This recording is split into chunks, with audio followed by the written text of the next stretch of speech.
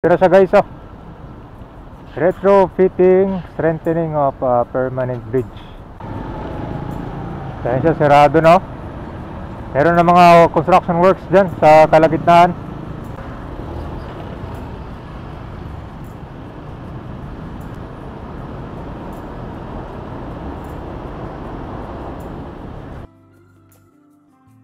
Ito na yung EDSA Kamuning Flyover ngayon kung saan nagsarado na ito para sa gagawing retrofitting and rehabilitation. So puntahan natin ngayon itong area na to saka kung saan kayong pwedeng dumaan pansamantalang nasarado ito. Marami na rin kasing mga detour na pwede nyo daanan dito para makalabas-pasok lalo na papunta sa may southbound.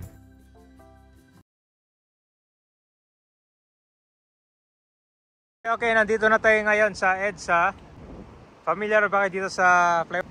Ito yung tinatawag nilang stairway to heaven, no? Napakataas ng kon dito, akyatan. Bago kayo makatawid sa kabila. Okay, dito sa EDSA, itong Kamuning flyover pala ay nagsarado na.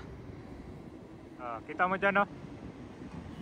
Marami mga sasakyan ngayon ang divert dito para makatawid sa unahan, lalo dyan sa may crossing. So ngayon, light to moderate traffic ang para sa mga motorista na papuntang southbound ngayon dahil sirado na. Pero sa ngayon, ang makakadaan dito yung mga EDSA bus carousel lang. Ayan. So ito, abiso para sa mga motorista papuntang southbound. Merong alternate route dito pwede rin pumasok dito sa South Triangle. Parang tapos doon meron mag-guide sa inyo mga enforcer para saan mas mabilis makalabas. So ngayon itong flyover na to ay magsasara naman para magkakaroon ng rehabilitation and retrofitting para mas matibay ito kung nagkaroon ng mga earthquakes. Grabe yung traffic, halos walang galawan dito. Yung mga bus ngayon makakadaan pa sila.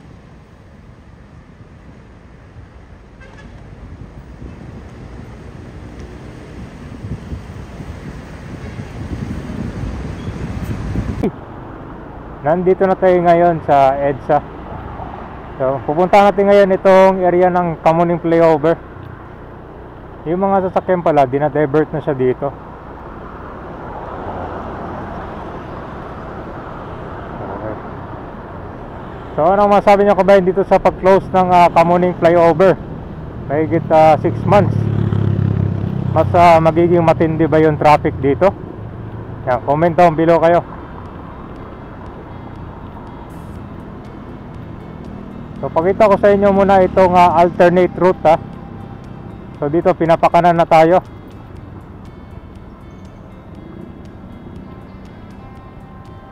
So pwede palang dumaan dito sa may kuha na to ano ba to? Scout Borromeo. Yun. Pag pupunta kayo ng South Triangle pwede na dito. Yan siya.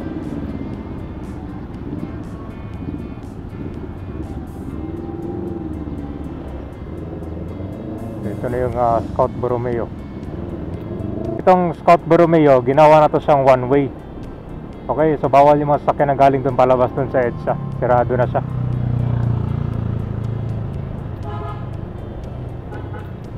Balik natin ng EDSA. Yung mga bus pala, makakadaan sila sa flyover dire-diretso.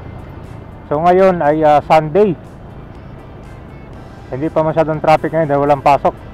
Wala lang natin magpasok ng Monday. Sa weekdays, naku, matindi siguro yung traffic dito. Hindi galing kanina.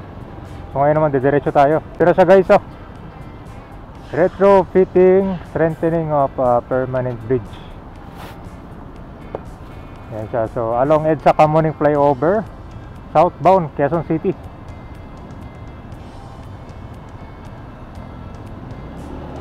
Matagal-tagal din pala matapos to.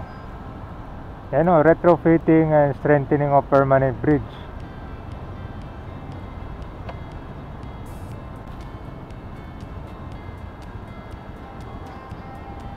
So ngayon, yung daanan nito, yung bus stand dito. Yung alternate routes.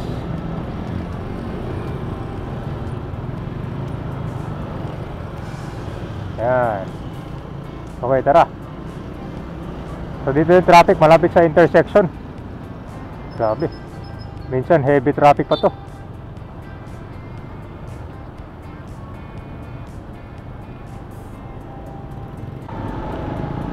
Kaya siya, sirado na. Meron na mga construction works dyan sa kalagitnaan. Ito na pala, may mga heavy equipments na dyan sa ano, kalsada.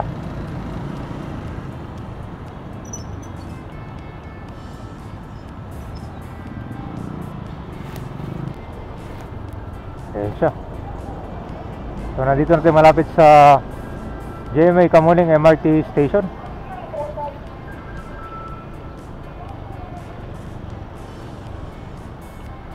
Kahit yung mga motor dito, hirap dumaan, traffic. Sa ilalim ng tulay naman, no? May mga green screen na.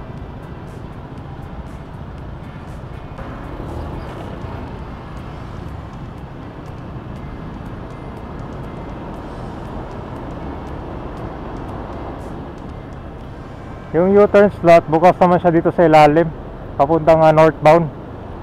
Tapos dito pwede kayong dumiretso. Yung pakanan nito, pabalik ng South Triangle. Ito na yung South Avenue. Okay, so ito na yung GMA area. Yan. So dito traffic din, no? Kasi marami din mga sakyan dumadaan dito. Yung mga galing sa Scottsboro, Mayo. Dito rin ang labasan niya. ABS-CBN station. So ganoon din pala dito, no entry na, one way na. So pwede kayo pumunta dito sa Cubao gamitin Sergeant Esguerra. So ito yung ABS-CBN.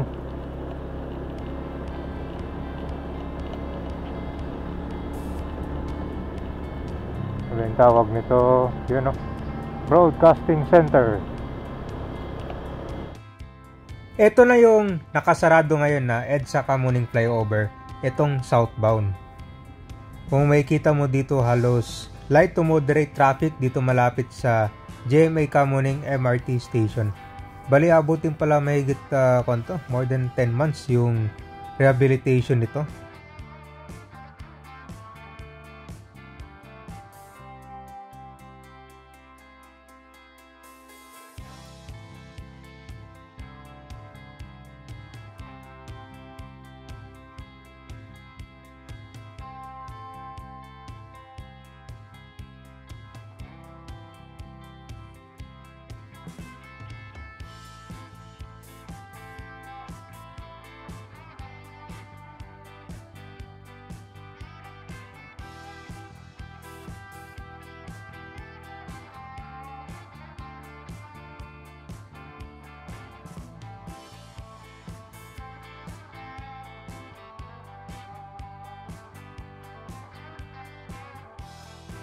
Grabe pala yung traffic dito. Umabot na siya dito sa may, alam nyo tong footbridge na to. Ito yung tinatawag nilang Stairway to Heaven din. Napakataas din yan. Grabe yung kita mo sa likod, oh.